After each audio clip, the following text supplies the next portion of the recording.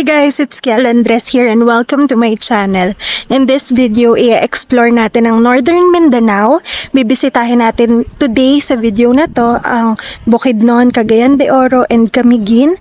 And of course, i-share ko sa inyo ang itinerary namin and budget breakdown. So sana mag-enjoy kayo! By the way guys, we booked this 4 days 3 nights tour package from El Bukidnon Travel and Tours for 10,550 pesos per head. Kasama na dito ang sasakyan, fuel, driver, accommodation for 3 nights, and breakfast from the accommodation. Meron ding included na drone shot sa communal ranch, and as you can see here on the video, kasama na rin ang airport transfer. Nag-request na rin kami sa driver kung pwede kami idaan sa McDonald's for breakfast since madaling araw pa lang nasa airport na tayo na nag-aabang ng flight. Mabait naman si Kuya JC and dinaan niya kami sa McDo. And inform ko na lang din kayo guys na from the airport, start na agad ng tour natin. So, ang una nating pupuntahan is the Hilayan Forest Park. May entrance fee to na 150 pesos per head plus 25 pesos environmental fee. If balak niya mag-ride, I highly recommend getting your package worth 800 pesos plus 150 para sa rainbow slide. First up, we have the rainbow slide, a colorful and exciting ride that will take you on a speedy descent surrounded by breathtaking views of lush greenery. Get ready to slide down this vibrant, multicolored track and feel the rush of adrenaline as you race to the bottom. Next, we have the hanging bridge. This isn't your typical bridge. It's high above the ground, giving you breathtaking views of the forest. But be ready for a thrill because as you cross, you'll feel the bridge gently sway with every step. It's definitely an adrenaline rush for those who aren't afraid of heights. The view is absolutely stunning, but the experience will surely get your heart racing.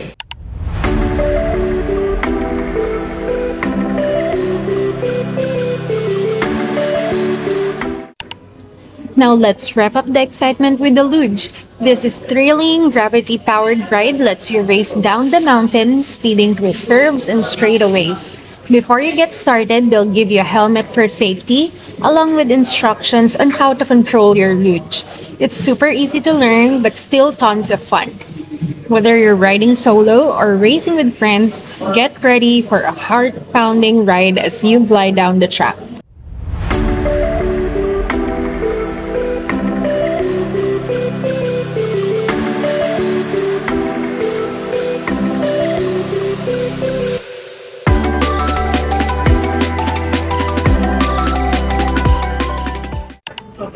Next up, we have the go-karts. These pedal-powered karts let you race around the track using your own energy. It's a fun and active way to enjoy the outdoors, and it's perfect for all ages. You'll be given a cart and pedal your way through the course, making it an exciting challenge for you and your friends.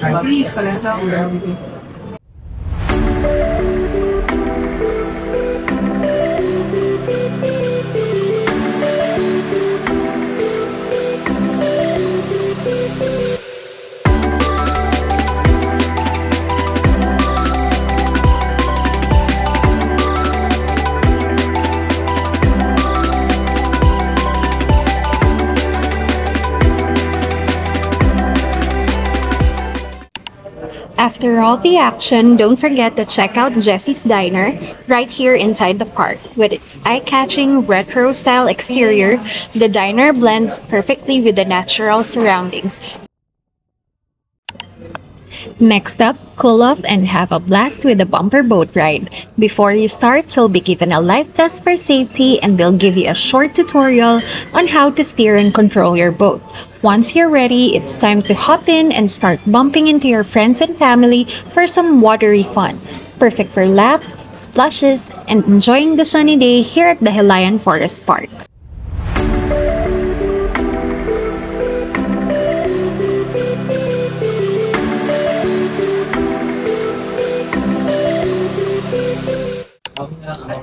And finally guys, kung naghahanap kayo ng mas relax but still a fun activity, don't miss the mini golf. Whether you're a pro or a first timer, grab a club and have a blast competing with your friends. After all the activities we did, napagod and nagutom kami, kaya dito na rin kami nag-lunch. You can see on your screen the prices of the food, and towards the end of this video, you will see the cost breakdown of this trip. And wala naman din masyadong mind-blowing sa food nila. Sakto lang din for the price. After our lunch, dumiretso naman kami sa Dahilayan Adventure Park. And yes, just to clarify, iba pa ang Dahilayan Forest Park sa Dahilayan Adventure Park. Though they are located in the same area, some say they have different owners. But they're very close to each other. And we decided to visit this place because here you'll pay an entrance fee of 100 pesos, which give you access to the Alpine Village. Plus, you can try the Razorback ride, which costs 600 pesos for 2 rounds.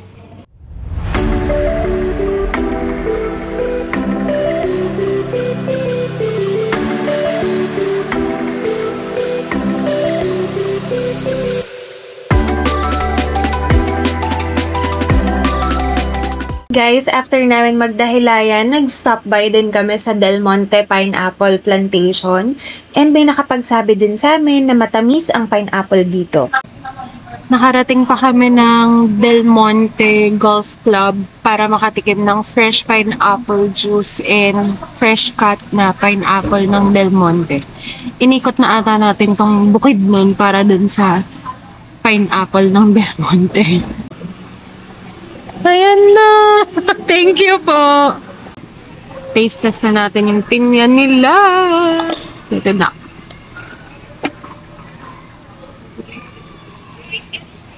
Thank you po. Thank you po. Thank you. Harap. Mambon. Maharap. Parang lang nakakalita. Walang bahid ng asim. Walang bahid ng asim. Ang maasim yung kumakain.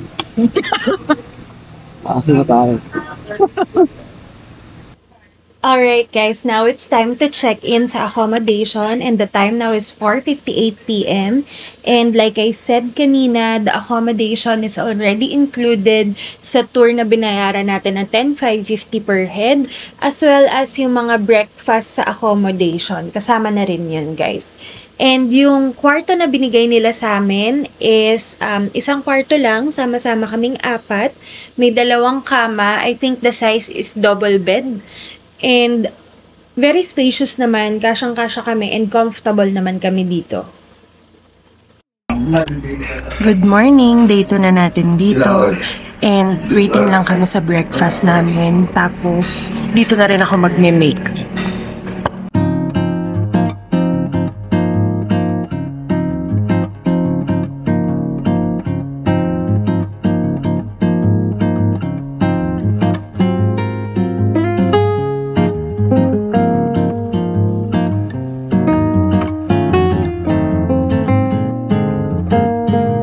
Alright guys, nakapag-check out na kami and start na ng tour natin.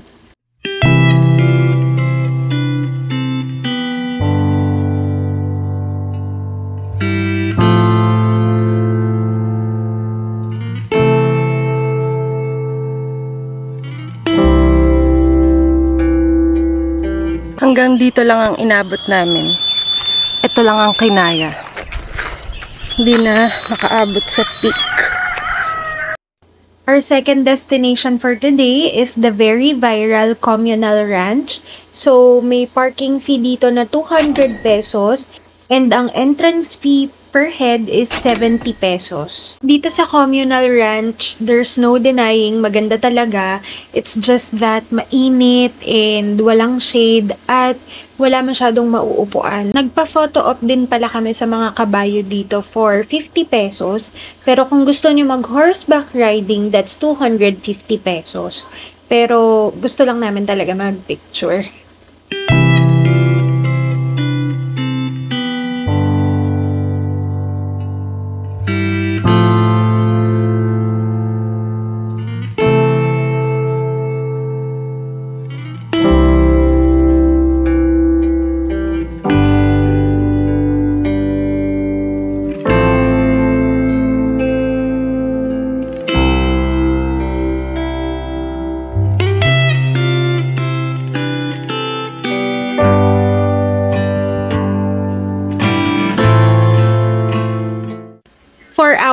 next destination, pupunta naman tayo sa Roty Peaks at ang entrance fee dito is 300 pesos. And para makapunta ka sa Roty Peaks, kailangan mong maghabal-habal, which is 700 pesos per head, round trip na yon. Meron din kayong kailangan bayaran na environmental fee na 60 pesos. So, hindi na kayang abutin ng car namin yung Roty Peaks, kaya required talaga tong habal-habal. And you will see later on na ang dadaanan talaga is super duper rough road. And grabe talaga yung pinagdaanan namin, makapunta lang dito. And sa umpisa, ayan, nag-enjoy pa ako kasi maganda rin naman yung view, yung mga greenery na dinaanan namin. Pero little did I know na aabutan kami ng ulan. And guys, ang pagpunta dito would take about 40 minutes. Ayan na nga guys, nakikita nyo naman, inuulan na kami. And luckily, meron kaming nahintuan. Meron kaming shed na pinaghintuan, pinagpatilaan ng ulan. Pero unfortunately, hindi talaga tumila yung ulan. And nagintay kami dito sa shed na to for almost an hour. So, talagang atrasado na yung oras natin sa pagpunta dito sa Roty Peaks. Kasi nga, like I told you, almost 40 minutes yung biyahe. Plus, 1 hour pa kaming nag-try magpatila ng ulan. Pero hindi nga siya tumila. So, ang ending, kahit sobrang lakas na ng ulan, gumaw pa rin kami sa Roty Peaks. Umakyat pa rin kami kasi parang 10 to 15 minutes na lang nandun na kami sa Roty Peaks. So, sabi ng mga habal drivers namin na mas mabuti pang tumuloy na lang. Actually, kami pa-back out na talaga kami, pero sila yung nag-encourage sa amin na magiging maingat sila and nagtiwala kami. And as you can see guys, meron talagang mga daan na halos zero visibility na kami.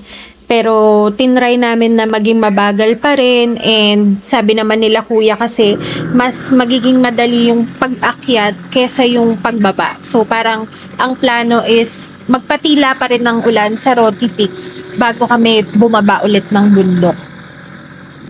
To be honest guys, grabe na yung kaba namin dito kasi akala talaga namin, sabi nga ng asawa ko, akala niya katapusan na namin to. Pero shout out kila kuya na very patient, and talagang basang-basa kami ng ulan guys. Hindi lang kami, pati yung mga habal driver namin. And hindi talaga expected tong pag-ulan na to kasi as you can see, dun pa lang sa communal ranch, mainit talaga guys. Walang bahid ng pag-uulan. So, ayan yung daan namin. As you can see, talaga nakakakaba, 'di ba? Dahil nga halos wala kaming makita sa lakas ng ulan. Syempre, nakikita nyo naman yung helmet namin, wala siyang yung parang harang, ganun. So, ang hirap dumilat niyan, guys. Pero finally, sa awa ng Diyos, nakarating naman kami ng Roty Peaks ng safe. And walang na-aksidente kahit nadudulas-dulas na talaga yung mga motor namin. And as you can imagine, since ang haba ng naging biyahe namin, ang haba ng naging pag-iintay namin, gutom na rin kami, hindi pa kami nag-lunch. And buti na lang, dito sa entrance ng Roty Peaks, nagtitinda sila ng mga snacks like cup noodles, mga biscuit. So, ito na yung naging lunch namin, guys. And as expected, since naging maulan nga ang biyahe, wala talaga view nung dumating kami. So, nag-intay kami for a little bit para tumila ang ulan and baka sakali na magpakita yung view. And nakapuslit kami ng mga konting pictures, mga mangilang-ilang pictures lang. And guys, ito naman yung naging journey namin pababa ng bundok. Sobrang hirap nung naging biyahe namin. Sobrang lakas pa rin ng ulan, and syempre humahampas yung hangin at yung ulan sa mga mukha namin, so hindi namin maidilat yung mga mata namin, and sobrang dulas rin ng daan, rough road pa siya. So talagang struggle to guys, pero thankful kami na safe kami, and thankful din kami sa mga habal drivers namin. Isa lang ang masasabi ko guys, hindi ko talaga makakalimutan tong experience namin na to. Grabe. And guys, kung maaalala nyo, vinidyohan ko tong river na to kanina, and clear pa siya kanina, pero ngayon nakikita nyo brown na siya. As you can see, basang-basa kami ng ulan. And dadalin kami ni Kuya sa CR na pwede kaming magbihis or maligo. Pwede maligo dyan, Kuya? Pwede, pero nauna na yung kasamahan ninyo. Sa loob pa. Okay po. Thank you, Kuya. Sige, sir. Thank you. Dito nga pala kami maliligo. Tagay ni makeup po. Exposure. After namin maligo, katapat lang nung CR yung Lover's Lane. So, nagpicture na rin kami dyan and nag-video. Pero hindi na kami masyadong nagtagal, guys.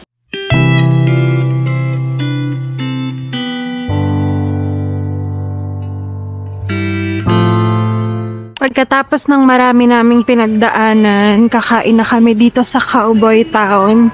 I think alam nyo na to, sikat na sikat to sa TikTok. So, subukan natin kung masarap.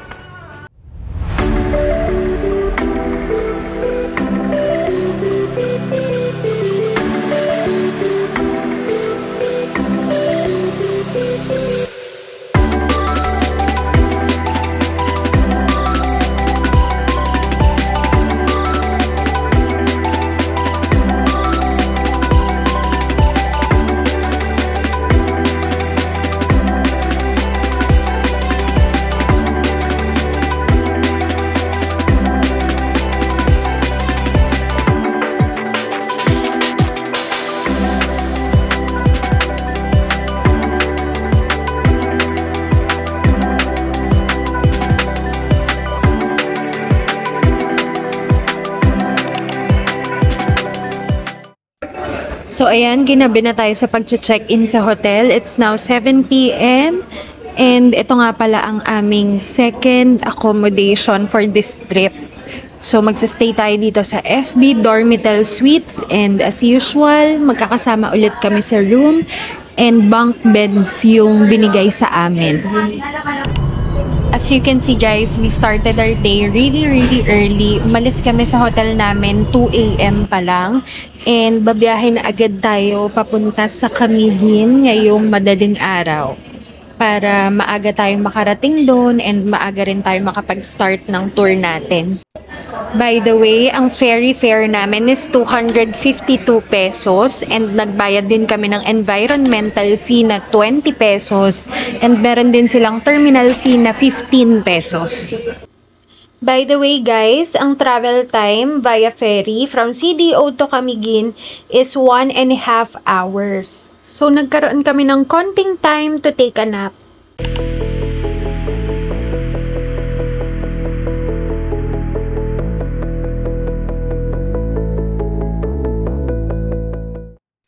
Upon arriving sa Benoni Port, nandun na agad si Kuya Shoke na magiging driver namin for the whole day. And dinala niya kami agad sa accommodation namin para makapag-check-in sana, but it's still super early, so iniwan lang muna namin yung gamit namin. So, we will be staying dito sa Blue Lagoon.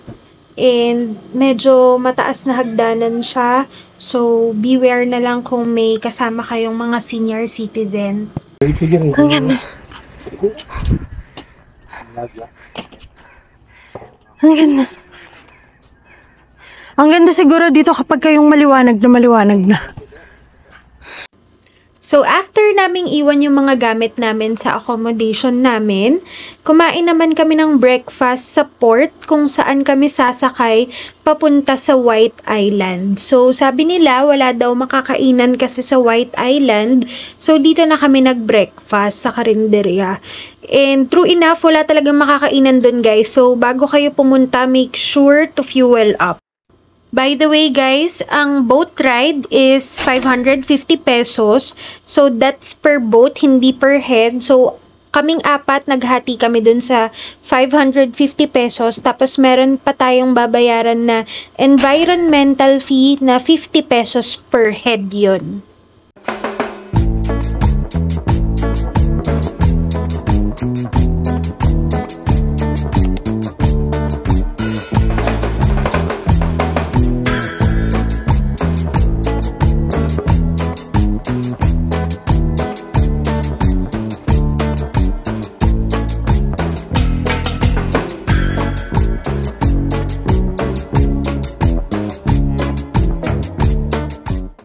So, habang nandito kami guys, kumain din kami ng sea urchin for 25 pesos per piece. And sana pag nagpunta kayo, itry nyo din kasi for the experience. And we also rented out an umbrella and a beach mat for 300 pesos. Naghati-hati na kaming apat dyan. So, maximum of 3 hours ang stay dito sa White Island. Wala pa naman kaming 3 hours, siguro almost. Pero, aalis na rin kami. Then, all the trip natin. Ay, White Island.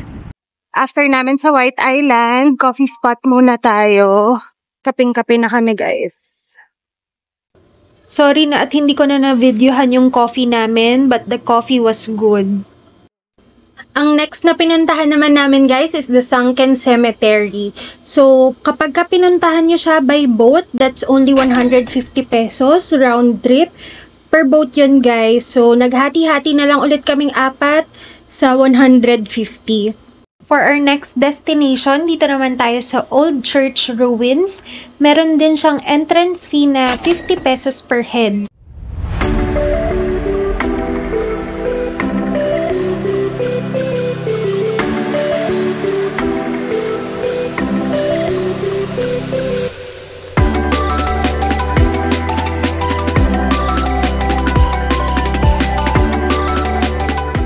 Ang next destination naman natin is Katibawasan Falls. Merong entrance fee to na 75 pesos per head. And ang maganda dito sa falls na to guys, very accessible siya. Meron na siyang pathway and hagdanan papunta sa falls. So no need to hike kapag bibisita kayo dito.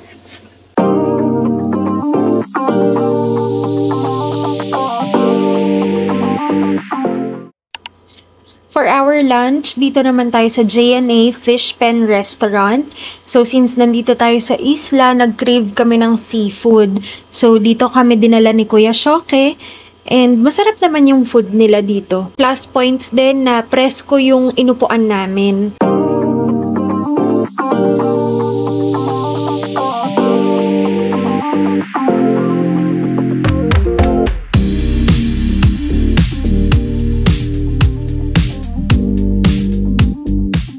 After namin mag-lunch, dumiretso naman kami dito sa Mantigue Island. Ang boat fee papunta dito is 750 pesos. And then meron ding environmental fee na 75 pesos per head. Hindi na kami nagtagal dito guys kasi super init. So yung boys na lang yung nag-swim dito. After namin sa Mantigue Island, nag-check-in na kami sa Blue Lagoon, nag-freshen up, nagpahinga, and of course, ipapakita ko sa inyo yung room namin. And very comfortable kami dito guys, and malawak siya. May parang kitchen area na pinaglagyan na lang namin siya ng mga gamit namin. And this is the restroom. After namin mag-check-in, magpahinga at mag-freshen up, sa Novo Resort kami mag-dinner. Na-research to nung friend namin na ito daw ang nag-iisang 5-star accommodation dito sa Camiguin, kaya tinry na namin. So actually guys, medyo expensive talaga dito. Pero I don't think I could recommend this personally kasi hindi siya gaanong masarap for me. Siguro my expectations were kinda high kasi nga 5-star accommodation siya. Tsaka medyo mahal din talaga yung pagkain pero it's not giving.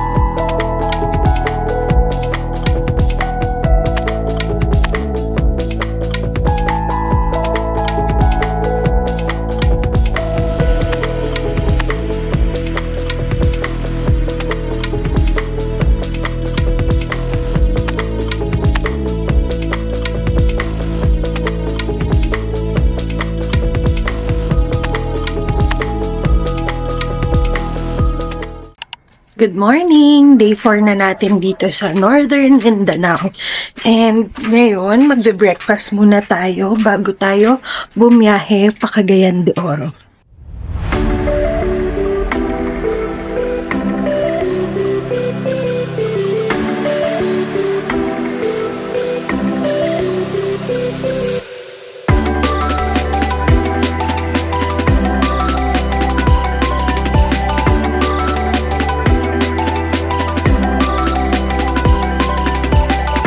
We are now on our way to Benoni Port and si Kuya Shoki pa rin yung kinuha naming driver.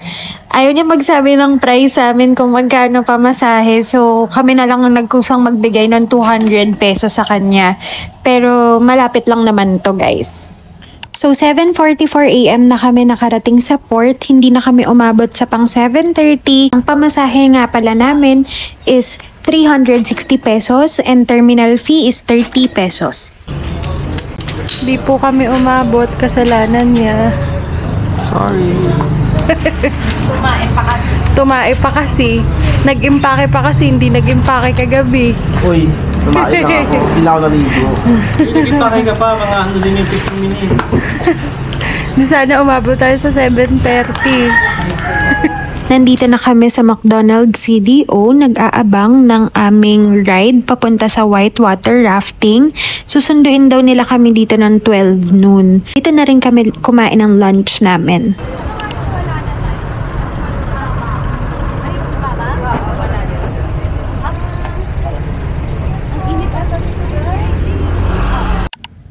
So 2:30 PM na kami nakarating sa whitewater rafting and then kasama rin namin sa jeep yung mga boat na sasakyan namin. And pagdating namin hindi pa naman kami nag-start agad kasi yung iba naming mga kasama nagbihis pa and of course meron ding briefing before tayo mag-start. Tayo, kung sino man yung malapit, we're holding our paddle, you can extend paddle to the swimmer.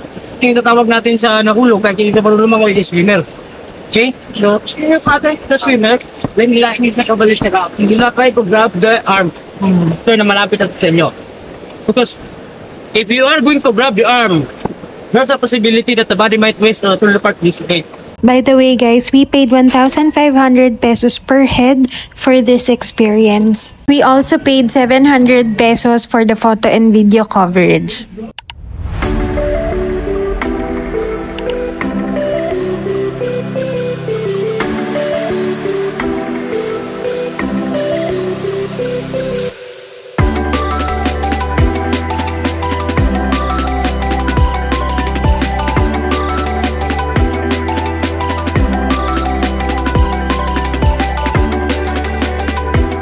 And for our dinner, we went to Lone Wolf Cafe. Ang itsura niya sa labas guys, para siyang sari-sari store. And then pagpasok mo, andyan na yung cafe. Sikat na sikat din to siya sa TikTok.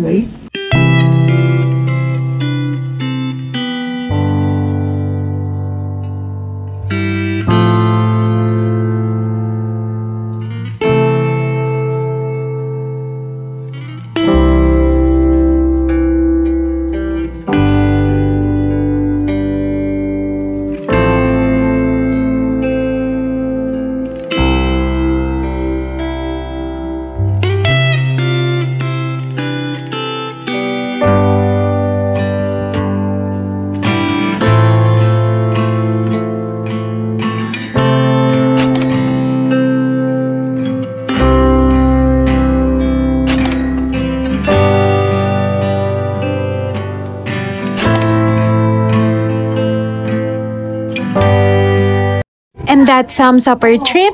Screenshot nyo na lang tong breakdown ng aming expenses for your reference.